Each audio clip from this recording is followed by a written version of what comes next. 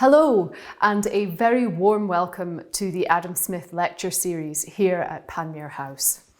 I'm Caroline Howitt, Panmure's Programme Director.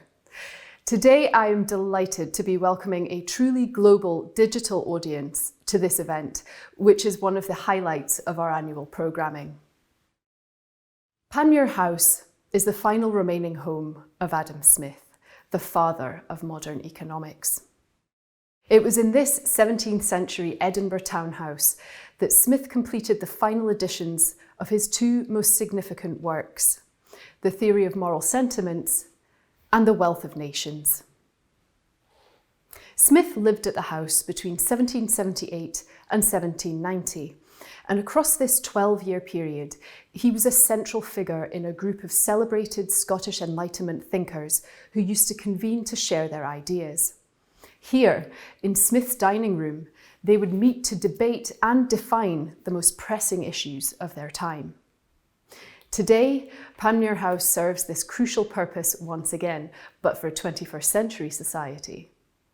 Rescued and restored by Edinburgh Business School and Heriot-Watt University, Adam Smith's former home is now a centre for new Enlightenment thinking. Our programmes serve to bring people together for two key purposes.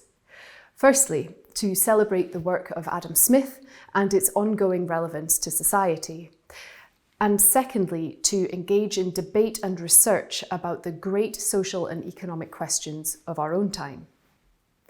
This, of course, provides us with a range of key areas, from our Hutton series on climate change to our Smith Schools series, all the way through to the annual Panmure House Prize for research into long-term investment and innovation.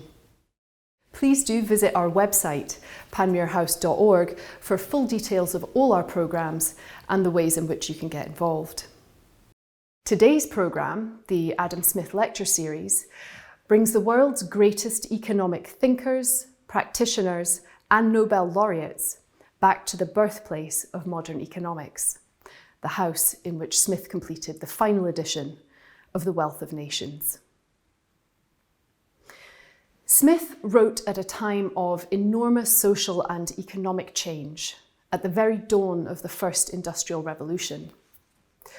Today, as we move into the fourth industrial revolution, the world and its markets are increasingly complex, meaning that enlightened thinking, reasoned debate, and visionary leadership are needed now every bit as much as they were in Smith's time. The Adam Smith Lectures are designed to meet this need, and we're tremendously privileged today to welcome Nobel laureate Professor Sir Angus Deaton to continue in that great tradition of Smith and his contemporaries. Before I introduce Sir Angus properly, a few words of housekeeping. Today's session will run for 90 minutes. You can submit questions throughout by using the Q&A function at the bottom of your screens. When doing so, please state your name along with your occupation and organisation. Sir Angus will speak for 40 minutes, after which he will be joined by Professor Heather McGregor, Dean of Edinburgh Business School here at Heriot-Watt University. Professor McGregor will chair the second half of the session, posing your questions to Sir Angus. We invite you to engage with us during today's lecture and afterwards across social media, where we are at Adam Smith House, using the hashtags Adam Smith Lecture and Adam Smith House. And now it is my great pleasure to introduce Professor Sir Angus Deaton. Sir Angus is Senior Scholar and Professor Emeritus at Princeton University and Presidential Professor of Economics at the University of Southern California.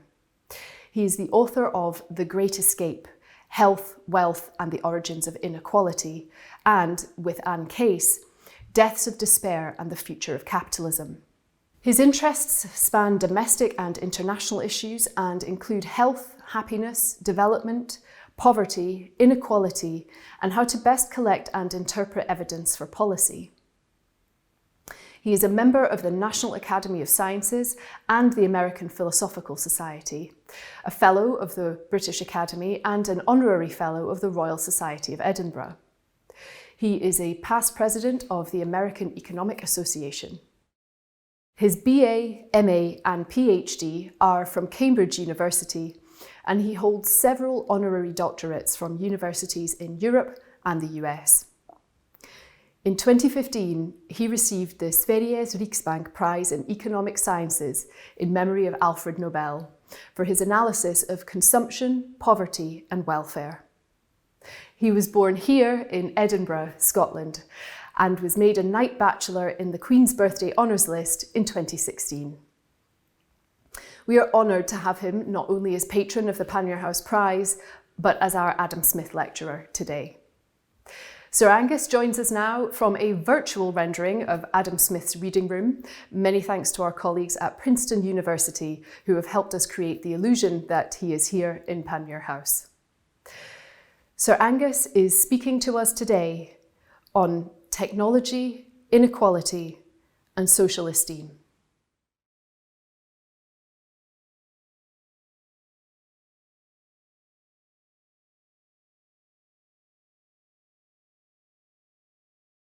I'm so pleased to be giving this Adam Smith lecture today. I would say that I'd be pleased to be here, but I wish I really were here, or at least there, instead of doing this in the studio in Princeton. I hope we can make it up sometime not too far from now. I wanted to start with a little personal history. Try not to do too much of this. But I was born in Edinburgh in 1945, and I left the city in 1964. The Harriet Watt was a very familiar name to me. I heard about it on a daily basis. Many complaints, actually, as you'll see. My father was invalided out of the army in 1942, and he got a job in Edinburgh and determined to do better than he'd done so far. And he went to the Harriet Watt Night School after work, and there he qualified as a civil engineer. And having started out with really not even a high school diploma, as we would call it here. The complaints I heard were, of course, that the work was really difficult. And my father, who had not studied for many years, found it very hard to get through the degrees. But get through the degree he did. I think he had to take several exams multiple times. But in contrast to Harriet Watt, I never heard about or even knew of the existence of Adam Smith. Of course, my father, who was an Englishman, didn't know anything about Adam Smith. But in school, in Scotland, we heard a lot about Scotland's distinguished contributions to the world. But Adam Smith's name never came up. When I was inducted into the Royal Society of Edinburgh some years ago, we got a very nice tour of the building with some of its history. And Adam Smith was mentioned, but only mentioned, and not as a scholar, as someone one of the greatest members of the society, but as someone who helped the society get its royal charter, a facilitator, not really a scholar. And it's strange because Edinburgh has always been proud of its medics, its physicists, its scientists, and its other scholars, not to mention its writers. But Adam Smith, at least until recently, was little known. David Hume did somewhat better, but only somewhat better. I don't think he was mentioned at all at the Royal Society in Edinburgh. At that time, Panmure House, as you know, was a ruin. And Smith's grave, although it was there, and there were little white stones which led up to it, it was certainly not a well-known landmark, even though it was right on the tourist route in the centre of Edinburgh. So I think we have an enormous amount to celebrate in the restoration of Panmure House, but also of the restoration of Adam Smith to something like his proper role in Edinburgh, in Scottish and Edinburgh history. And especially intellectual history. What I'm going to talk about today is somewhat less positive. I believe we're at a very dangerous moment in history. As we all know and are aware of, we're emerging from the worst pandemic in a century into a world that was vastly unequal even before disaster struck, and a world in which the pandemic has widened gaps and created new gaps. This was a world when, even before the pandemic came, many people were and remain doubtful of capitalism. Many are actually rejecting it. Some go even further and reject democracy, and those people are not just on the left, but also on the right. And for them, as I will talk about in this lecture, democratic capitalism really has not been working for a long time for them. And I will explain that and show you some data. Yet, this is something that we really all should be desperately worried about, because democratic capitalism, putting those two things together, as many of us have experienced in our lives, has unlimited potential for progress and for human flourishing in both health and prosperity. Human flourishing is not just health and not just prosperity and not just the two, but it's nevertheless, those are the two important aspects of human flourishing that I'm going to be talking about today. So, looking back, Adam Smith wrote at the very beginning of the Industrial Revolution. He was a key figure in the Enlightenment, the application of reason to human improvement, and the development of useful knowledge. Over the subsequent 250 years, Enlightenment ideas have led to unparalleled progress in human flourishing. And I would argue that that's perhaps the most important single force that's that in the state, the really positive state that we're in today compared with 250 years ago. Certainly in material prosperity and also in health and longevity. But at the time, in the mid-18th century, it wasn't so obvious that the Enlightenment, or indeed the ideas that it produced, were going to accomplish these amazing things in either health or material well-being. Let me start with a slide about health. And I'm going to talk about the early 19th century, a time of great technical progress, where the Industrial Revolution was just getting underway. And this is the period that we now see as the beginning of our modern prosperity. Here's a picture out of my book, The Great Escape, which I drew inspired by a paper by Harris in the Social History of Medicine, which is referenced there. This shows from Wrigley and his colleagues life expectancy at birth in England from before 1550 through to after 1850. And just for a moment, look at the solid line. And what you can see here is two things. One is there's enormous variability. It goes up and down like crazy. And that's, of course, because of plagues and things that came along and killed large numbers of people, caused life expectancy to go down temporarily. Many more pandemics in those days than there are even today. But there's also very little trend.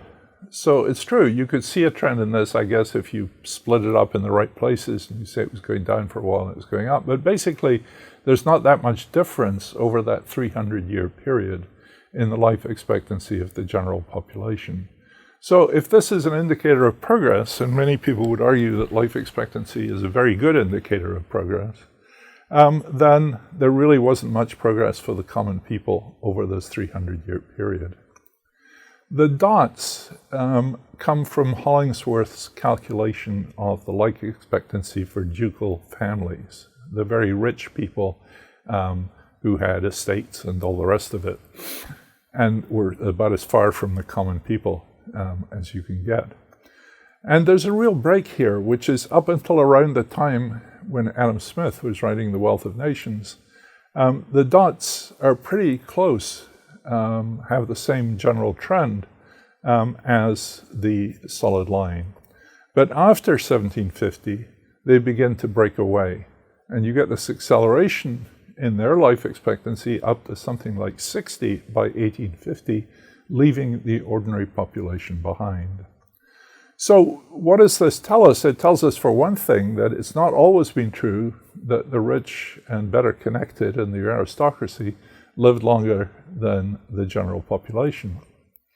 It also tells us that something began to happen around 1750, and a lot of that was inoculation for smallpox that Jenner had invented, and which started at the top, coming first to these wealthy families. The king gave it to one of his children. It spread through the aristocracy, and there are a bunch of other things which I could talk about, but I don't want to talk about today.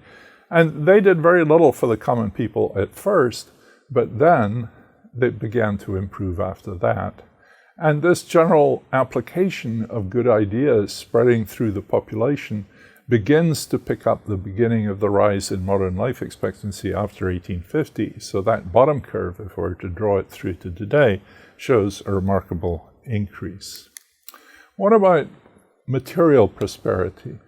Well, until 1850, from 1800, wages too were stagnant. And even though the Industrial Revolution was going on like crazy, innovation and technological change, all the steam and all the coal and everything else, workers benefited very little. And contemporary writers, indeed, in the first half of the 19th century, thought that this wage stagnation was here to stay, that you might get this technical improvement, you might get these firms that were blossoming like never before, all of these factories, people making a lot of money, the capitalists making a lot of money, but the wages were not going anywhere. The wage share fell. And in fact, what really was happening here, or what many historians would argue, is that the handloom weavers, who were the manufacturers of cloth at home in villages, up until the Industrial Revolution, basically their wages fell and fell and fell until by about 1850 or afterwards, there really weren't any of them left. At the same time, the hereditary landowners, not the capitalists, the hereditary landowners were rich and controlled Parliament. The Corn Laws preserved aristocratic incomes and privilege by keeping the price of food high. In modern terms, we call that rent-seeking by rich landowners who wrote the laws in their own interests. One of my favorite phrases from Adam Smith, he called these laws may be said to be written in blood like the laws of Draco. For those of you who don't know Draco was the Greek lawgiver who had a penal code in which even the minor offenses were punished by death. And it's the source of the word draconian. And Adam Smith, writing about rent-seeking, about people getting laws passed in their own interest, said those were the laws of Draco that said to be written in blood. There are many parallels today that I will come to later in this lecture. At the same time, mortality rates were rising as people moved into dangerous cities. Nutrition was getting worse. Some historians like to write about the stock pot being replaced by the teapot, and the wholesome calories and nutrition from the stock pot were replaced by sweet tea and sugar. There was almost complete sanitation at the beginning in the early 19th century, or clean water. I think there's one account that in Manchester had one public toilet in the early 19th century. The other thing that happened was church-going and social capital declined as the structure of country life was destroyed. The churches were in the countryside. Manchester didn't have many more churches than it did toilets. And so there was a lack of attention to spiritual as well as to sanitary needs of ordinary people. Yet this pessimism, which was widely held, ultimately proved incorrect. Wages started rising after about 1850. My friend Bob Allen, the economic historian, says wages started rising on the day that Marx published Das Kapital. Of course, he doesn't attribute that to Marx, but it was just basically we got to the point where there are no more handloom weavers left, and their wages had gone down to the point where there was nothing more to happen, no more fall to come. But it's not just wages. Politics and participation improved too. And by the end of the century, the corn laws were gone and landed aristocrats were in deep trouble, especially when cheap corn swept in from the prairie in the New World.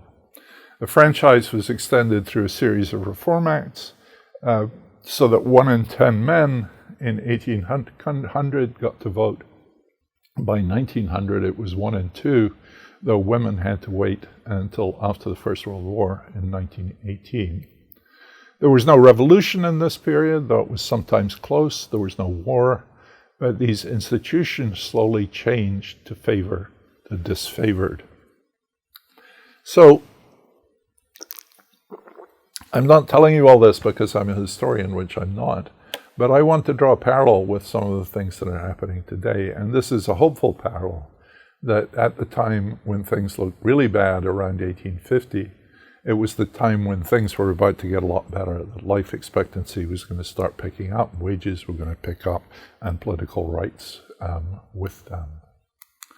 So why is inequality a problem today? I mean, many people would argue that it's not, for instance. But I'm going to argue that it is, but perhaps not in the way that people think.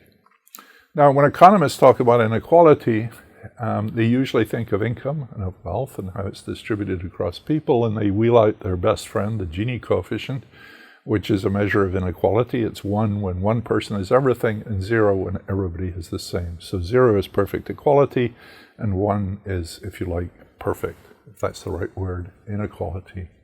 So what's been happening to Ginis up to the pandemic? Let me start with the US. And here's from the mid-60s up until about 2018, I think I go here. And basically nothing much happened in the 1970s. There was a very rapid growth in inequality from the late 70s through to about 1990. There's a very rapid growth, which, as I pointed out there, is actually measurement change. It's not actually something that's really happening, but the way the data were measured changed. And I put that there because it's important, and that measuring inequality is not a trivial thing. And it's very easy to make mistakes by ignoring the way things are measured. In the 90s and through to the 2000s, there was slower growth, but there's been very little change post-2008. So it's not clear looking at this why it's only now that people are really getting upset about inequality. And I believe they are, and they're right, but I'll come to that. Here's a graph from Britain that comes from the IFS. Sorry about it saying figure 2 on there. The top line is the 90 to 10 ratio. The Gini coefficient is in green. And you can see that after the departure of Margaret Thatcher, there was really very little further increase in inequality by these measures. I think this can be challenged. If you look at the very top, there's been more of an increase. But Britain looks a lot like what's happened well, not a lot like, but there's been no major recent increase in inequality that would cause people to be outraged about the rich. So wealth is much more unequal than income because differences in income persist and accumulate over time. And it is useful in this context to think about the richest Americans and people in Europe too. The richest Americans before COVID-19, there's Jeff Bezos, that's $114 billion in wealth. Bill Gates, Warren Buffett, Mark Zuckerberg, Ellison, Larry Page, Sergey Brin, Bloomberg, Ballmer, and Walton. Then Walton is Walmart. If you look below that, there are more Waltons than, I used to say the Koch brothers, there's only one left, Koch. Then Mackenzie Scott, who used to be Mackenzie Bezos, and then the late Adelson. All of these are not much further below these very large numbers. When I first looked at this, I thought Britain would be very different, if only because I thought, well, there's the Queen, you know, she's going to be the richest person in Britain. That's not true at all. And obviously there are valuation problems about Holyrood House, Balmoral, all the rest of it. But if you take this list, the Duke of Westminster is number 10. Many of these people created stuff in retail and chemicals, But the wealth from the breakup of the Soviet Union has been important. There are various people who inherited their wealth there. There are Russian oligarchs who live in Britain, and so on. So one distinction that I think is really important that I want to push a bit is that American billionaires are largely makers, in the sense that the innovations that they were associated with have changed our lives. I mean, Google, Facebook, Microsoft, Amazon, Walmart, Cisco, and so on. And if you look at that list of people, these are not people who inherited wealth or stole wealth. They made stuff. So I like to use the word makers for those people, in contrast with takers, not a distinction that's original with me. Is any of this a problem? Well, yes, but not quite why. For some people it is. One quote that goes around is that every billionaire is a policy failure. I would argue that's not a problem, especially not in the US, where these extreme levels of wealth come with large social contributions. If you like, the private incentives and the social incentives seem reasonably well aligned. Creative destruction, which is what Schumpeter invented, and that innovation makes us all better off, not just the people who get rich, and we want incentives for that to continue. Of course, it's more of a problem with inheritance or criminal oligarchs, takers, not makers. You might say, well, there's just a few billionaires. What about everybody else? Well, at least in America, there are a very large number of middle-class, prosperous people with substantial and growing wealth. In America, the switch from defined benefit pensions to defined contribution pensions has not exacerbated this, has enabled this. These are invested in the market. And the market has done very well for those people, especially during the pandemic. I want you to note, though, that in 2016, which is the latest number I could come up with, about 3/4 of all of American household wealth is owned by college graduates. And that's a big distinction. That's the inequality that I really want to focus on, which is in the US at least, which is college graduates and non-graduates. If there's a problem, it's not among those with wealth, but those without wealth. So let me spend a bit of time in the US, and then I'm going to come back to Britain. So this division, in America, it takes 4 years to get a university degree, a college degree. And that distinction between people who have a 4-year college degree and those who do not has become a hugely important and growing division. Only 1/3 of the population in the US has a 4-year degree. And that's very important to keep in mind. This is not just a tiny tail of people who are not privileged this way. It's the majority of the population who do not have a 4-year degree. So here's a picture from my recent book with Ann Case, Deaths of Despair and the Future of Capitalism. And this looks at the important aspect of the labor market. What you really want in a functioning democratic capitalist society is people engaged with the labor market. And we've separated out here people with a BA, people without a BA, and men and women whose behavior here is somewhat different. Let's deal with the women first, because there, as we know, in the US, as in many other countries, women have been more likely to be joining the labor force. The women are the broken lines here. And you can see that for women than less than a BA, this process peaked in about 2000. For women with a BA, it peaked a little earlier than that, probably in the mid-90s. Let's look at men, though. Men have always had higher labor force participation. This is the fraction of the population that's actually in work. And the people who are not in work, of course, some of them are unemployed, but some of them are not looking for work, or they're retired, or they're in school. This is the adult population, though. So what you can see here is if you take the top line, there's been some decline from about 95% to maybe 93% for men with a BA.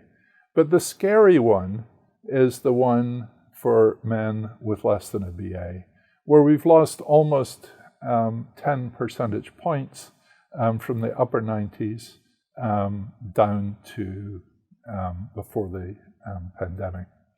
Women without a BA after 2000, after the peak, look a lot like men without a BA. So the phenomenon we've got here, which is a very, very bad indicator, is that a declining proportion of men and women without a 4-year college degree are actually attached to the labor force at all. Now, let me show you wages, which is what you get by being in the labor force. And these, again, median real wages for men without a BA. And this is even more horrific, which is that you look at the picture on the left, and you can see that median real wages, $23 an hour in 2019 dollars, down to something like $19 an hour just before the pandemic. Of course, this is not a steady decline in boom times, like around 2000, and then you get this slow decline, and then it picks up again, and of course there was this great trumpeting before the pandemic of how well the Trump administration was doing with jobs, and wages have been indeed increasing up until 2019, though there's no period in that supposed great period where wages were as high as they were at any date during the 1980s. Here's the employment population ratio, which we've already seen, and you see again. And once more, it has this sawtooth effect that it comes up in the booms, which are the red lines that you might be able to see, and then declines afterwards. The main point, of course, is that when each new peak is lower than the previous peak. So the employment population ratio is trending down, even if it has this strong cyclical behavior. And with it are wages. Keep that picture in mind. So why is participation going down? Now, the arguments on the right, Charles Murray is one of the people who's written about this, argue that these people are essentially idlers who increasingly do not want to work. So that there's been a loss of virtue. People used to be industrious. They were very interested in just working for its own sake. And now people really don't want to work, and they're sponging off benefits and all the rest of it. But if that were true, wages ought to be going up, given the shortage of willing workers. So if a large chunk of the population decides they don't want to work anymore, and there's still jobs there, then wages will rise to try and bring them back. And that's the opposite of what happened. It's like economics 101. Is it supply? Is it demand? In this case, what it's telling us is that it's the demand that's a problem for these jobs, that the jobs are going away. And there's been a big decline in the availability, especially of good jobs, for less educated people because of automation and globalization, particularly automation, which is probably more important than globalization. This is consistent with trend wages falling, which is what we see. And technology, as in 18th century Britain, is creating these difficulties. It's taking away good jobs that people had and replacing them with worse jobs or bad jobs or no jobs at all. In this context, unemployment is not a good thing to look at because it misses so many people who've given up trying to find a job. Among those people, there's now real distress, what Anne and I, and Case and I have called despair, among less educated Americans. Let me turn to the health consequences of this. Here's a picture of life expectancy at birth from 33 when we started collecting full data. And I want you to focus here at the very top of this picture, where you can see in the last few years here, we've got a situation in which life expectancy actually fell for 3 years. There was a little turn up after that.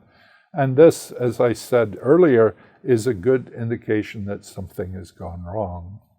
Well, that's not so impressive, but when you look at this is life expectancy at 25, how many more years you can expect to live at 25. And this splits it up by people who have this magic 4-year BA and people who don't have a BA, and everybody together is in the middle here. And you can see in the middle graph, the stalling of life expectancy and a little turn up. But what you can see here, which is just horrendous, is this is all happening to people who do not have the BA degree, whose life expectancy at 25 has been falling since 2010. While the BA goes on rising, perhaps not at the same rate, but they're still getting longer lives. Notice this has to be calculated at 25 because at birth you've no idea whether people are going to get a BA or not. So 25, most people have got their education they're going to get. So it's those without a BA who are experiencing falling life expectancy in shorter lives. They've been the targets of pharma company-generated addiction and death through immensely profitable and immensely destructive opioids, who've seen falling wages for half a century, who have a job market that no longer works for them. It doesn't deliver good jobs, while it is delivering good jobs for college-educated people, and multiple other social and personal dysfunctions. Just let me mention a few here: rising level of pain, falling marriage rates, people have temporary cohabitation, often have kids. They don't get the benefits of family in middle age. They don't know or live with their kids. A lot of childbearing outside of marriage and a lot of increasing detachment from religion, which is enormously important in the United States. So as pain rose, painkillers, strong, heavy-duty painkillers started being widely used. First legally, they were prescribed, and then legally, when the doctors pulled back, people switching to illegal heroin and to fentanyl. Fentanyl was this stuff that's about 100 times more powerful than heroin. And we got an epidemic of addiction and deaths. And the thing about this that's not always widely known, it's almost entirely confined to those without a college degree. On top of this, many writers have written about status anxiety, especially among the white working class. There's been the loss of the blue-collar aristocrats, and the BA has become a prerequisite for respectable work and social esteem. There's a widespread disbelief that politics can help with this because a majority, I think about 2/3 of people without a BA, believe the system is rigged. They don't believe in democracy. It's not working for them. And that's indeed true for the reasons that you've actually seen. The Democratic Party in the US that used to represent working class people, sort of like the Labour Party in Britain, has now become a new coalition of the educated and the minorities, leaving the white working class behind. I wanted just to say a few words about opioids. They've been used throughout history: opium, laudanum, morphine, heroin. And of course, opium was exported by Britain to China from India. And when India tried to stop the drug dealers, largely Jardine and Matheson, Lin Chi-shu destroyed large amounts of opium in Canton, which precipitated the Opium War. Jardine and Matheson lobbied the British government to repay them for their losses of heroin. And to punish the Chinese, they sent in the gunboats, which began a century of humiliation for China.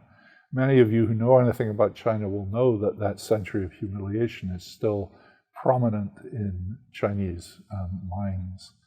This is a lesson for today in that it's incredibly hard to keep out drug dealers if they have money or political leverage or if they have guns. And that is what happened in the 1840s in China. Jardine and Matheson is today one of the 200 largest firms in the world. Jardine and Matheson were both Scots. Jardine was a doctor from Edinburgh, and Matheson eventually became governor of the Bank of England and bought the Isle of Lewis. In an uncanny modern parallel, the Queen gave honorary knighthoods to the Sackler brothers, who owned the pharma company Purdue Pharmaceutical that led the US drug epidemic. So the question is whether any of this is relevant to Britain. Is it a uniquely American horror, or does it pose a risk everywhere? The answer, I think, is some of both. So here's some pictures. Women, the top 3 lines, men, the bottom 3 lines. And this is life expectancy at birth. The UK is the dotted line. USA is the solid line, and Scotland is the broken line here. And you can see the USA is not the only place that's been doing badly over the last few years. And since the 2010s, the UK has not seen much progress in life expectancy, nor has Scotland. It's probably more entertaining to look at this, which has men on the left-hand side and women on the right-hand side. The dotted lines are the US with a BA and the US without a BA, which you've already seen, but it's split here between men and women. And here's Scotland, which has always done worse than England has in terms of life expectancy. And you can see that the US, people without a BA, used to be very similar among men to Scottish men, but Scotland has now overtaken less educated Americans, even though it's not doing very well itself. And of course, the deaths of despair, which is what Anne and I have been writing about, we call these are deaths from drugs, from alcohol, and suicide. And these are for US whites. These pictures show you age ranges, 25 to 29, 30 to 34, and so on, up to 65. And you can see, especially among the young and in middle age, these deaths have been rising. The vertical axis shows deaths per 100,000. The red lines just are flat lines just to contrast make you see that these things are rising. So this is the deaths of despair among US whites. If you switch to England and Wales, is this happening in England and Wales? Well, for a long time, it's not so much among the young people, but you can see 40, 45, 50, 55, 60, and less among the elderly. It's becoming a real problem in England and Wales too. So what about Scotland? Well, this will be no surprise. The red lines here are US whites that you've already seen. The blue line is Scotland, and this is just drug mortality here. And you can see that Scotland is a little better than the US, though there are some places where the blue lines are above the red lines, one or two places. But Scotland, unfortunately, is almost the only country in the world right now that has a drug problem that's of similar size in terms of annual deaths per 100,000 to what's going on in the US. So in that sense, it's not can it spread, but a similar phenomenon already has spread in Scotland and is spreading rapidly in England. So here are some of the parallels and differences. That, for one thing, median wages in Britain have not improved much since the Great Recession. And this prolonged stagnation of wages is not something that you can find in history going back until the period I talked about in the 19th century. Of course, the Great Recession was 2008 or so that's 12, 13 years, whereas in the US the decline is 50 years long. But the failure of the labor market to serve less educated people is happening in Britain too. And there's lots of literature, as I'm sure you all know, on 0 hours contracts, on gig work, on outsourcing and precarity. One of the things that I would like to know, and that Anne and I have been working on with some folks at IFS, is to see how mortality is structured by education in Britain. Unfortunately, we don't know the answer to that. In the US, when someone dies, there's quite a lot of information recorded on the death certificate, including the highest level of education attained and race and ethnicity. In Britain, that is not recorded on the death certificates, and so we don't know. And we're hoping that ONS will merge the census into the death certificates, and we hope that will be soon. And we'll learn a lot about this. But we suspect that a lot of this rising death toll in Britain is among people with less education. But there's contrary findings on that so far without good data, and we don't know. Some American pathologies, the opioid pharma companies, and the high cost of healthcare eating up the economy are uniquely American. You don't have that in Scotland or England. But the challenges of maintaining communities in the face of changes in technology is a problem in many countries, including Britain. I want to end by saying a few words about meritocracy and its discontents. I will connect this back to what you've just seen in a minute. Come back to my father. He started out life as a coal miner. He left school at 14. He was born in England in the Yorkshire coalfields in the pandemic year of 1918, and Harriet Wattis, I've told you, allowed him to achieve better through learning and passing exams. He grabbed the meritocratic ladder and clawed his way up. Scottish schools, both public and private, gave me an opportunity to fulfill his dreams, as well as an absolutely world-class education. Even today, in my 70s, I think back on some of the fantastic things I learned that I might not have learned. And that was true both of the state school I attended and the private school. So in those days, as those of us who'd grown up pretty poor, it seemed like a really good idea to let talent flourish. And of course it did, because we had talent. But beyond that, it seemed good for society to have people who knew what they were doing the jobs that they knew how to do, not only to build bridges like my dad, or to fly airplanes, or to become doctors and surgeons, but even to run the country. In a now very famous book that was forgotten for many years, Michael Young, who invented the term meritocracy in 1958, saw troubles ahead. When I was a young don at Cambridge, I was very keen to promote the meritocracy, and so were my colleagues. And we designed exams which we thought were perfectly meritocratic exams. And we didn't know who the people were taking their exams. Their names were blinded to us. And we thought we'd set really good questions which tested people's ability to think. And then we discovered that the top 20 people, or I think 18 out of the top 20, all came from the same school. And that school had manipulated us by appointing one of us to teach their kids and knew exactly what sort of questions we would answer. And almost any gateway can be manipulated by the rich.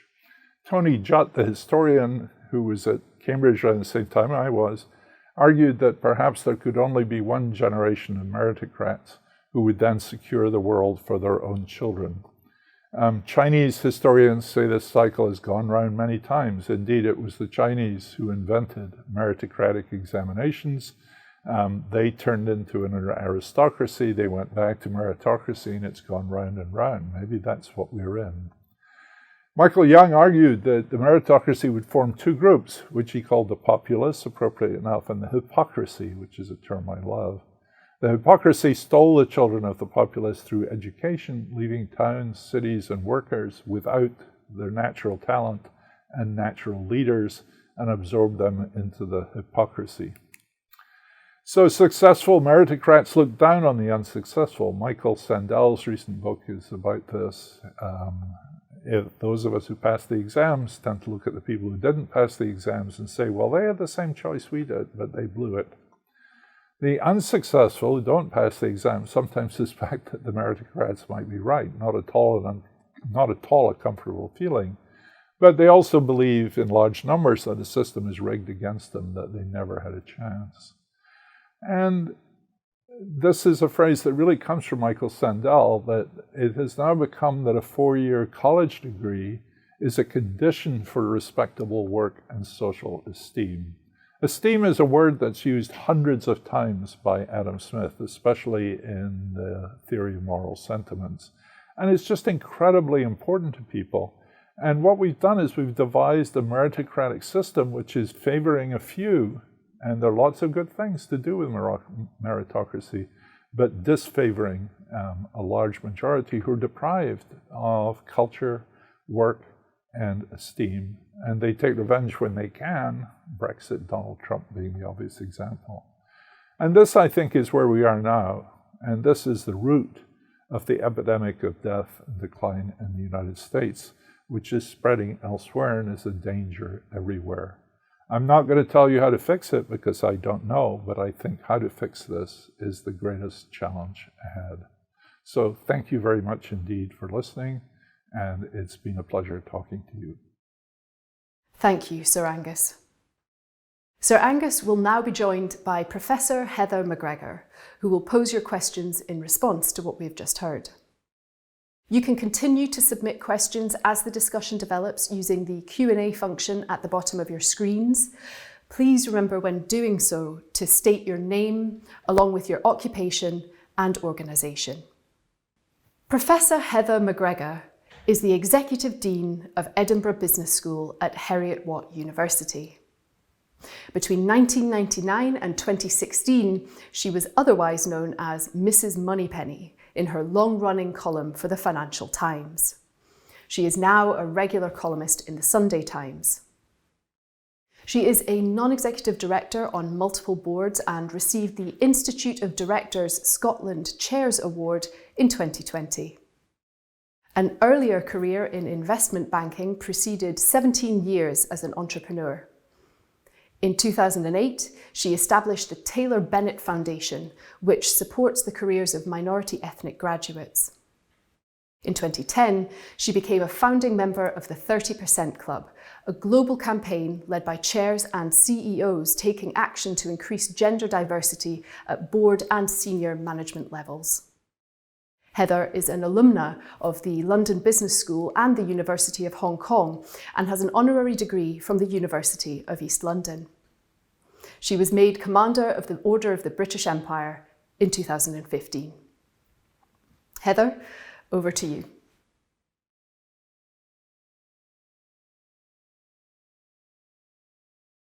Thank you very much indeed, Caroline. And I wanted to first of all say that of all of the honours I've been privileged to receive in my life, none of them are as great as being able to speak today to Sir Angus Deaton and to hear such a powerful personal testimony of his early life in Scotland and the transformational opportunities of education. Sir Angus, as I am chairing the Q&A, I get to ask the first question. I do want to ask you about this issue of meritocracy because it is very, very important to us at Heriot-Watt. We pride ourselves on opportunities for people who maybe otherwise wouldn't have had them. And right now, actually, we're very busy in our bicentenary year raising a £4 million fund to help people to go to university who wouldn't otherwise be able to go. Can I just ask you, you mentioned, and I quote, that the educated are leaving the white working class behind. Now, is there a way of not leaving them behind? And why are they leaving them behind and not doing something about it? Yeah, thank you very much, Heather. It's a real pleasure to be here live, as well as watching this rather eerie experience of myself talking 3 weeks ago. And it's a real privilege to give this lecture. So let me say a few words about meritocracy, which I was perhaps harder on.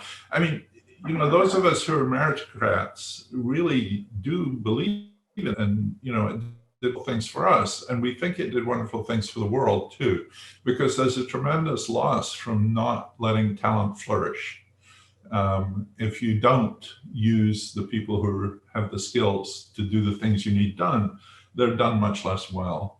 And so preserving that opportunity, as you talked about at Heriot-Watt, I think is an important thing. And it's not as if that job is done. There's still lots of kids, perhaps more girls than boys, who still have not had the opportunity to develop their talents to the full. And that, I think, you know, even if there's a downside to meritocracy, that's not a reason for giving up on that by any manner of means. We do, however, have to be careful to stop the successful meritocrats turning into an aristocracy, a hereditary aristocracy in which they keep places for themselves. And that's a task that will require enormous vigilance and sometimes would make you uncomfortable. The local issue I do worry about a lot, because I think part of what's happening in Britain, and certainly what's happening here, is that places where the talent didn't have the opportunity to escape stayed where they were and built social capital, for example. And they served those areas. And when they're sucked out to go to university, you know, what happens to you get these talented kids who didn't have the opportunity, you bring them through Heriot-Watt and they do very well, and then they stay in Edinburgh or they go to London, and they don't go back to the communities in which they were. So one of the things we've got to find some way of doing is having more opportunities. We need, you're a country where there's a lot of concentration in one city. And we need more places where there's really thriving lives so that more people can do that. we also have to find ways, and I think this is maybe less so there than here. You don't want to make having a college degree the only way to social respect and esteem. There's got to be value in doing other things, and those have to be respected. And I think that's something that social attitudes can help change, and by writing about it and by worrying about it, and by not totally valorizing a university education at the expense of everything else. Thank you very much. You mentioned there social capital, which is actually the thing I teach, funnily enough, and the importance of it in building. You also mentioned a long list of things in your talk that you covered sort of in one fell swoop about all the things that are not going well and in the right direction, including marriage rates, family, jobs, but also you mentioned detachment from organized religion, which I not only was I interested in that, but also we have a question about in the audience. Is there any link between detachment from religion and you mentioned that these weren't going well, but is there actually a link between that and progression? I think there is. And it's not just necessarily progression. I mean, you don't join a church in order to get ahead. You join a church to associate with your fellow parishioners and to live a better life. And to the extent that that's being destroyed, which in the US, where it's always been more important than it's been in Britain, in a place like Princeton, which is one of the richest communities in America, an enormous amount of social capital takes place in churches in this time, in lots of different ways. And in fact, the central church here in Scotland was started by John Witherspoon, who came from Dumfries and taught Adam Smith and taught the teachings of Adam Smith and so on in Princeton. So I don't know. And one of the things that's sad is within the sort of social scientists with its leftist bent, there's been much too little work on religion. I think that's picking up more recently, but it's a sort of taboo subject somehow. And I have done some work and I know some of that literature. And there's really good evidence that people who go to church regularly, for whom religion is an important part of their life, do better in many, many other ways. Their life does go better. But the story that Anne and I tell in our book is where these labor markets are not working for people anymore. So, when the jobs go, the communities go, the union halls go, the churches go, everything sort of, because the labor market is providing this sort of fuel for this social life. And I think economists have tended to neglect that more than they should have done. And, in the end, it's the destruction of those social pillars that's leading to deaths of despair, not just losing a job. I mean, lots of people lose jobs and they find other jobs and so on. But, if the labor market is not there feeding money and meaning into people's lives, then really bad things, including the decay of religion. And most young men in America now, most young men without a degree, are institution attached. So, they don't belong to churches, but they don't belong to anything else either. And they make up their own weird religions. And my colleague, Kathy Eden, has written very well about this. So we're in a situation that's really not working for these people at all. But I have come to believe, for sure, that for whatever reason, people who belong to churches, for whom religion is really important, their lives go better on average. That could be just the social capital effect, that the churches are places where you meet people. My friend Bob Putnam claims there's something there beyond that. It's not just having friends. The church itself or the kind of friends it produces are different. Thank you. The next question I have here is from Dame Frances Cairncross, who was previously our chair of court, actually, at Heriot. And she is asking why you think it is that Scotland, which is a country where we do have a disproportionate number of people with, in fact, as you know, we have a disproportionate number of universities, actually, per head of population than anywhere else in the UK. But we also have this very high level of drug deaths. So, we have very educated population, but we still have a pretty horrific drug death record. I don't know, but the drug deaths, my guess, and we don't know this for sure, are among less educated people. So, so that would suggest that having the highest rate of education among many countries is not really going to save you from that. And that's the sort of thing that Sandel and Michael Young have written about, which is, if you have a successful class that's getting educated and leaving people behind, that can be particularly difficult for the people who are not part of that. And I think that's what's happened here. And it's because, many of us grew up thinking, education is a panacea for all this, especially grew up in Scotland where you're taught to believe that from day one. And so if everybody were educated, all these problems go away. I no longer believe that's true.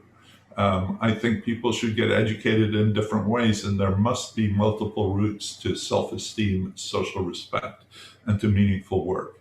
And I do think some of the continental countries, maybe Germany, maybe Holland, to some extent, are rather better at doing that. There are multiple pathways to successful careers, not all of which are academic careers.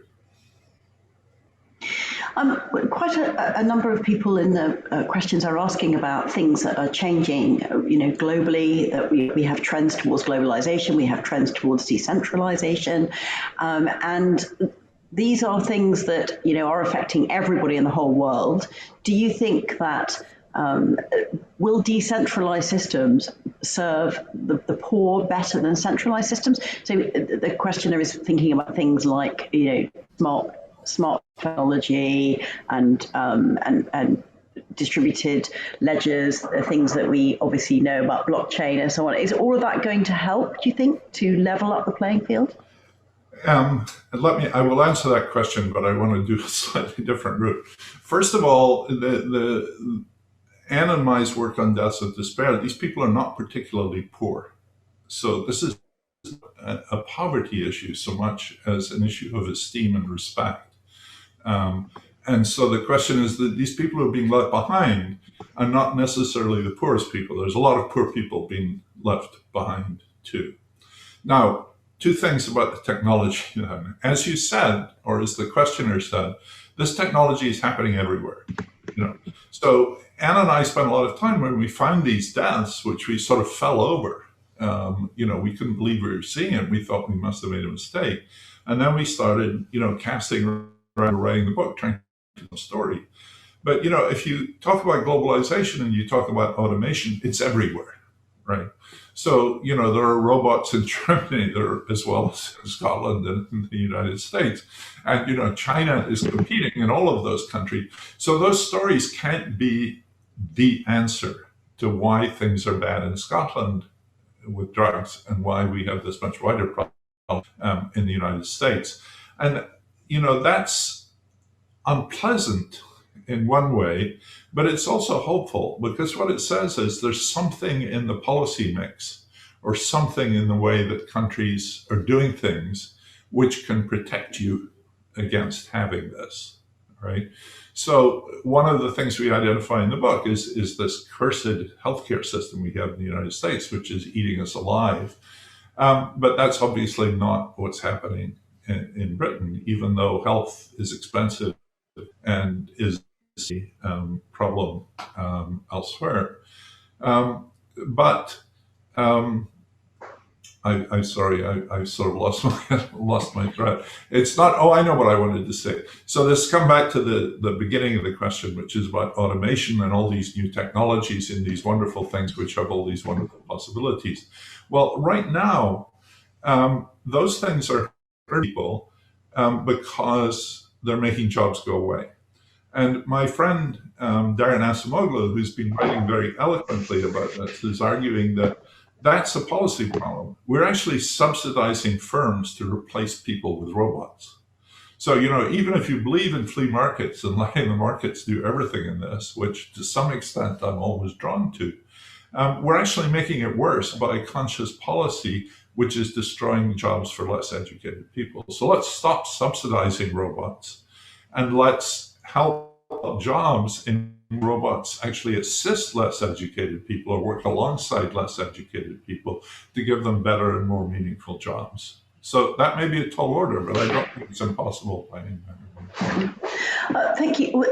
We've had a couple of questions who are asking about your views on whether this is what has driven, if you like, political agendas. The fact that we've seen a rise in extremism, that we've seen over the last decade, that we've seen, very extreme versions of political parties emerging, not just in the United States, but in many different parts of the world.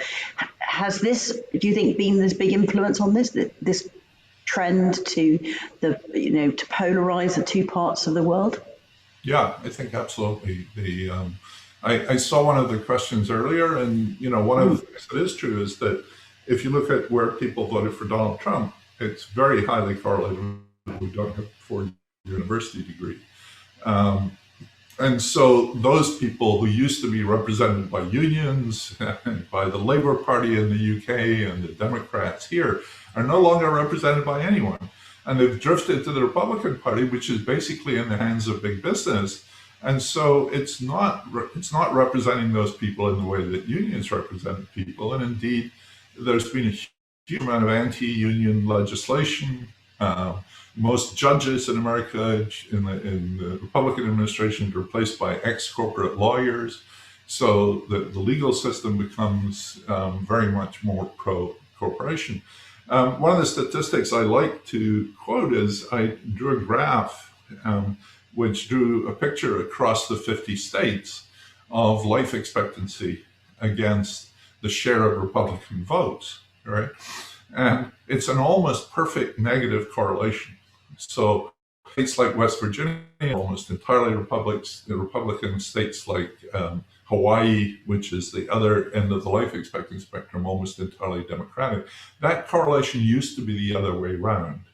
It used to be you go back to Jerry Ford's election in 1976, that was a situation in which the healthier states all voted Republican, and now it's the states that all vote Republican. So these people have really been left behind, and it's like the destruction of the Red Wall in Britain. I mean, that was the constituencies in which my dad grew up, and the idea that anyone would ever vote conservative, in Thurcroft, was just outrageous.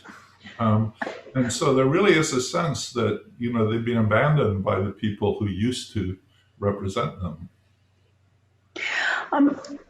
The other questions we had here as well, and I've got so many questions, I'm not sure we're going to get to all of them, but the one question here from Williamson is, if we look at lots of long-term success stories of the people that you listed that are now in the equivalent of the rich list in America, and many of them were helped by their parents onto the first stage of the business ladder. And do you think there's a role then for instance, seed capital to help people move into self-employment? Is there that kind of hand up in some way that missing from what we're delivering to young people today? Well, again, I think that's an interesting idea. I haven't thought about it very hard, but one of the things that's certainly true here is that for most of the deprived people, their educational opportunities are appalling. I mean, there are high schools in inner cities in America that have never sent anyone to college. Wow. So, we got to do something about that. And I mean, giving people seed money, and there's talks about that, about baby bonds, or not baby bonds, but I forget what they're called. You give every baby a small sum of capital at birth, which could accumulate. So I'm very much in favor of that. I mean, one of the things that's like that we haven't talked about is we have this pandemic in which these people I listed have pretty much doubled their net worth. And also people like me, who have defined contribution pension plans, have made a huge amount in a way that really happened in Britain. I mean, the S&P went up fourfold between 2011 and the eve of the pandemic. It then crashed a bit, but it's now 25% higher than it was at the beginning of the pandemic, which is not true in Britain either. And so there's been an enormous amount of wealth from the people who've been sheltered during the pandemic from either its economic or its health consequences. And something like having a BA has protected you against a COVID death about as effectively as a vaccine. Got it. We have a question from Adriana Sauter from the University of Glasgow, who says she is a Romanian migrant, and she would like to hear your opinion on the policy of basic income, of giving, which is actually an experiment that we are doing in part of the UK actually soon, is making sure that everybody has a minimum basic level of income. Right. I'm opposed to that, and if you read, my with it in our book to some extent. I mean, I think people need work and want work, and they want this sort of work that gives meaning to their lives. I mean, I think a universal basic income might be better than working in an Amazon so-called fulfillment center, but I doubt it was better than working in a coal mine, even though a coal mine was a very dangerous place because of all the social and employment and local capital that came with that. The other thing that I think is very hard is it's very easy to think basic income who has to pay for it.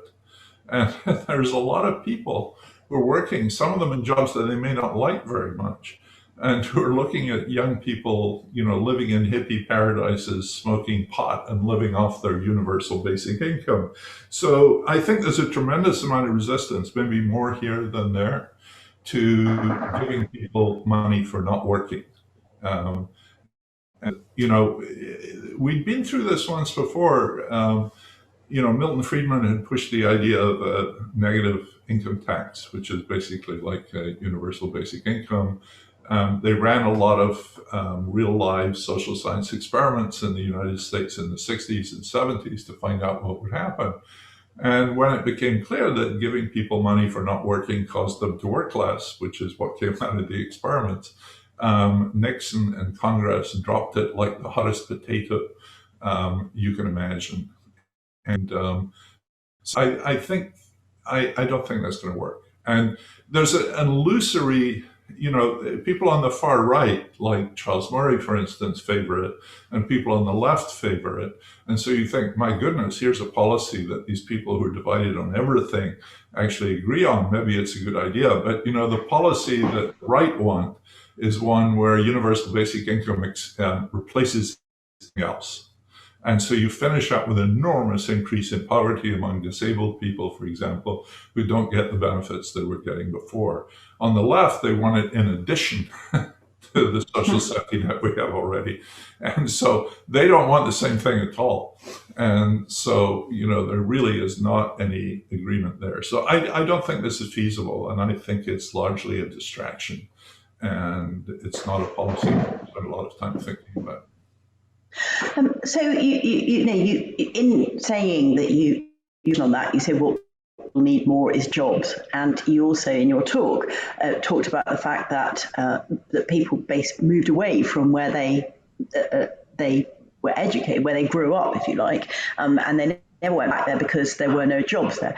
I can't help but reflect on the fact that you went to a state school in Hawick, and I don't. It must be something in the water, Sir Angus, but there are a lot of people, relatively speaking to the population of Hawick, who have really stood out academically and in the world. I mean, it is quite astonishing that Duke of Buccleuch was mentioning to me the other day the list of people he could name who'd gone on from your school to do great things. But if any of you went back to Hawick now, I don't think there's very many jobs for Nobel Prize winning economists in Hawick.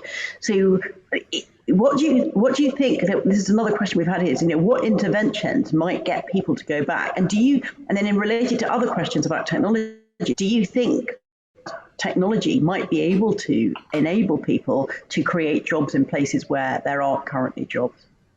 That would be wonderful if we could do it.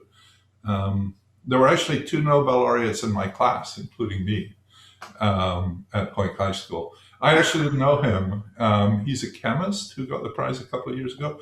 But we used to stand on the platform of Hawick railway station, me going north after school and him going south. He grew up in Newcastleton. And it was a very, very good school, a very highly streamed school with very dedicated teachers. And the thing that amazes me most about Haik is that my father had conceived this idea, which was completely beyond his sights, of my going to FETIS, which, was not my idea. And there was an entrance exam, a scholarship exam, which certainly, most of which was not covered in the curriculum in high school. But the teachers at Haik High School took time out on their own time to train me up to pass this exam. And I mean, I've always thought that was an incredible monument to their dedication. It's interesting, though, you mentioned Haik, because Haik, of course, was knitwear. It's on the confluence of the Teviot and the Slitrig, so there was water power to drive originally, though that wasn't how they were being driven there. And it was a place with an enormous amount of social capital around rugby, for instance, which we were all completely mad about.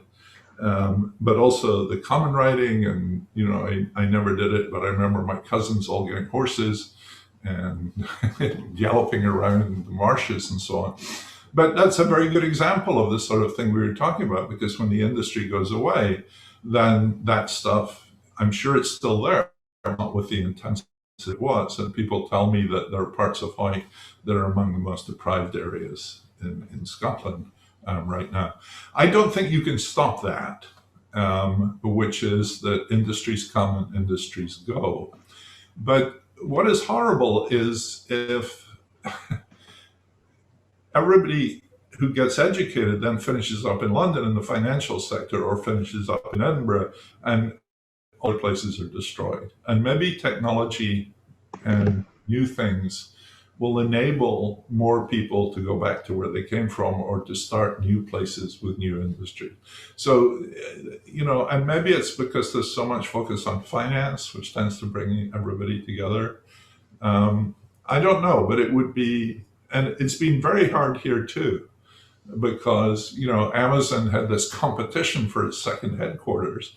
And then instead of putting it in St. Louis or somewhere where it might have made a huge difference to a declining city, it goes to Washington, D.C. after being rebuffed by New York City. Boy, that's not going to help at all. So maybe some incentives for that, maybe ways of making that work are certainly worth considering. But, my mother grew up in Galashiels, and she had a lot of friends I met there. And they were some of the wisest and most deeply read and interesting people I knew. I wonder if they'd be there anymore, because they would have all gone to university and they would have been somewhere else. Mm. Yes, we of course very fortunate to have a campus in Galashiels, and it is a very lovely part of the world, I have to say. What we are also being asked here is, given your thoughts that you have just shared with us, and also what Adam Smith wrote in The Theory of Moral Sentiments, is he advises us as the question our lives as if we're being continuously by others. What advice would you have now to world leaders? What is the one key thing that they should all be focusing on? Well, right now they should all be focusing on getting vaccines to poor countries, because that is something we could do. In my book, The Great Escape, I wrote very negatively about foreign aid. But when I was asked what I should do, which is never my strong suit, I said what we should do is we should do things that is aid for Africa, not aid in Africa.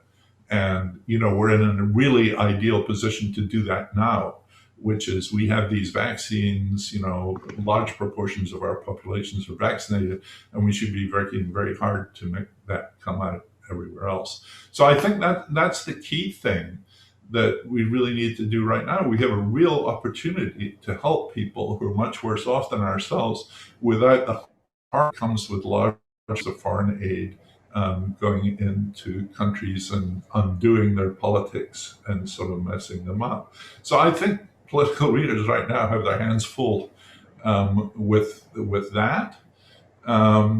I think also for the United States, the real thing, and I have some sympathy with this among the kids, is they look at China and they say, China's a horrible place. You know, it's sort of a dictatorship. It's not a free city. But boy, are they doing better than we are.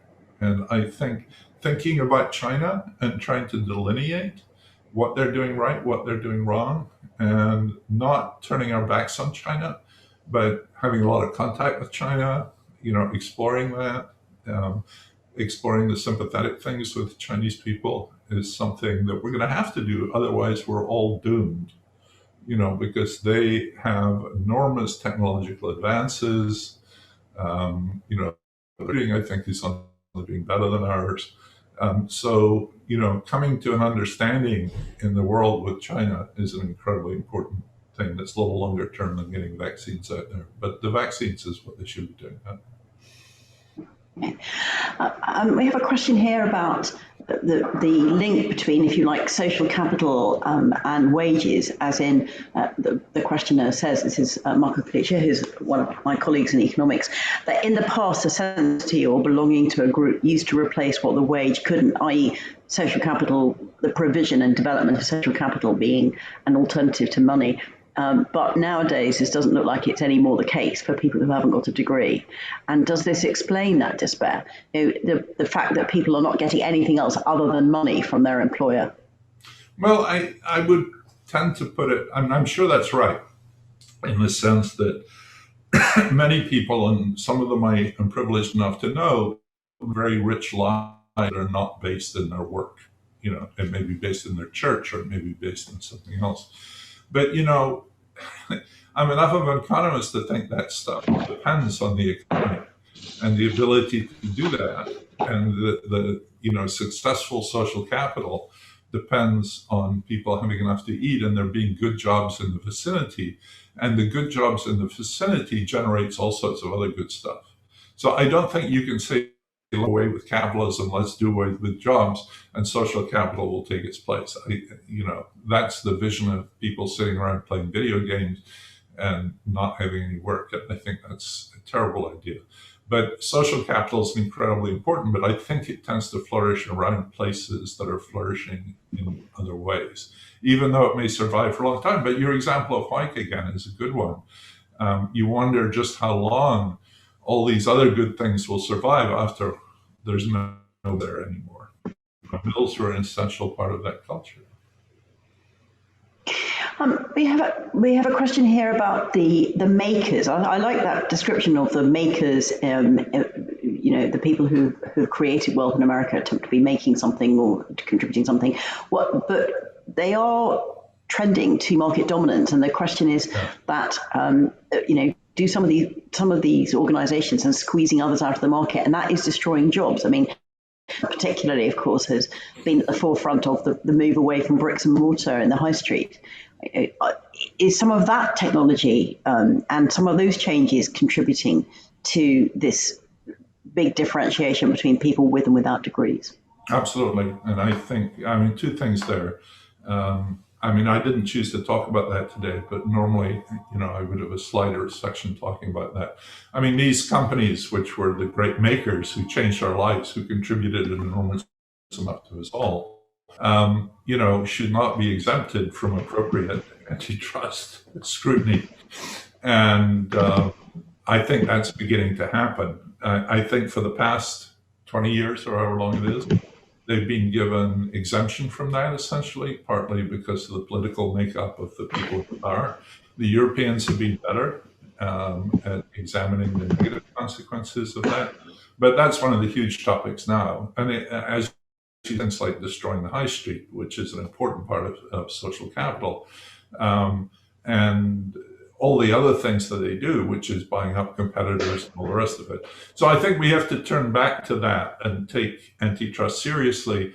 And among economists and lawyers, there's really serious new thinking going on about how to do that. I mean, it's not obvious that antitrust theory and law that was invented 100 years ago can be applied whole cloth to dealing with Apple and Amazon and so on. very smart people like my friend Jean Tirole, who got the Nobel Prize for his work on antitrust, have been thinking very hard about what it takes to be done right now. But there's no doubt at all that, this is part of the Schumpeterian story. These people come along, they do creative destruction, and then they turn into the bad guys. It's like the meritocracy, and so they choose to protect their gains. Google used to say, we will never lobby because we don't believe in doing bad things and we don't need it. Our technological superiority will bring us profits forever. They're now the largest lobbyist in Washington by mile. And so that's what happens. And it's always what's happened historically, that the inventors become the people who choke off invention at the next stage. And I think it's a major task of public policy to stop these guys choking off the next round of invention. So just one last question about how we can educate, because it strikes me that the most important thing is to get as many people upskilled as possible. Looking at your book and your work and your talk today, and as a university that delivers a lot of this education online, I wondered whether you would say something about how you think education could be democratized. And this is a question we've had also in the chat. Is there a way of using technology, I suppose, to make education more available to other people? Do you think that that's maybe part of the solution?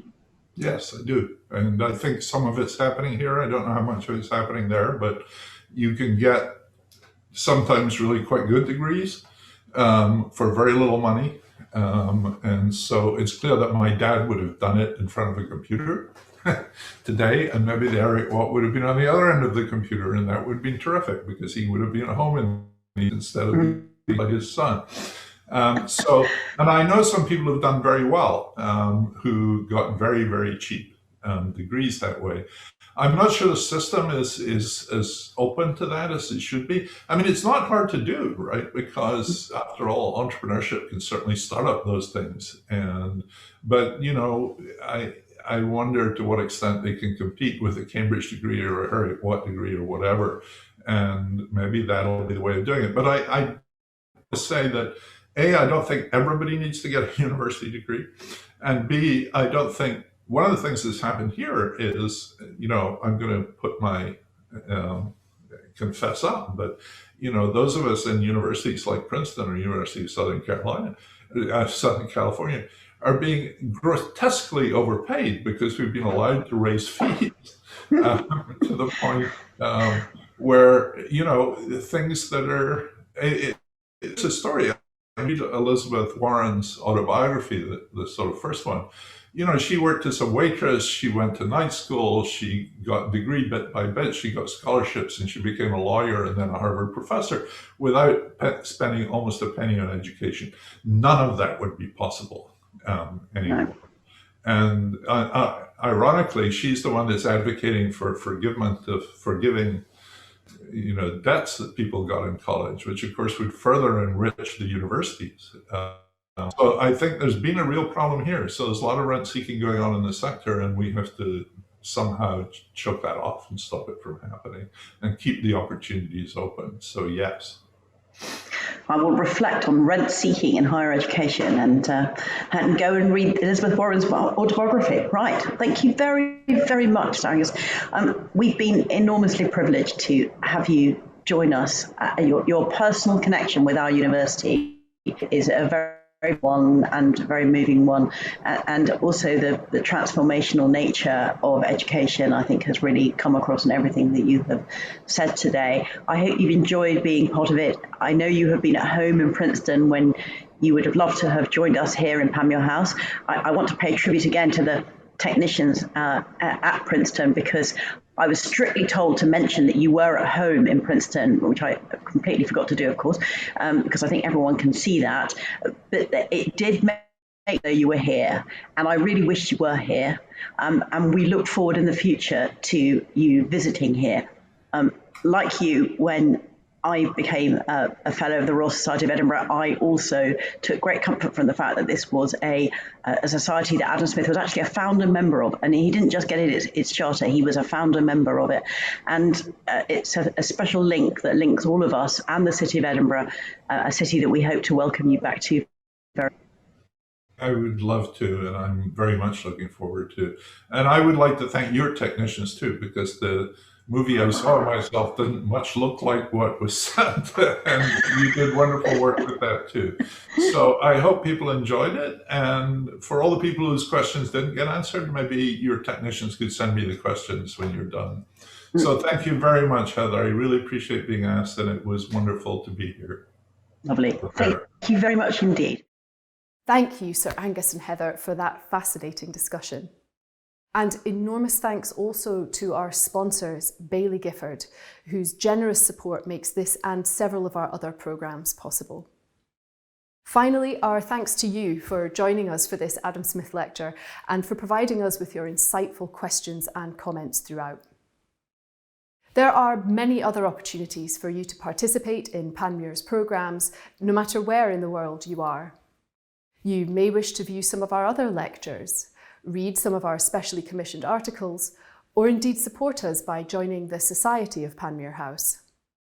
Visit panmurehouse.org to find out more about all our programmes, and we'll look forward to welcoming you again soon. Thank you, and goodbye.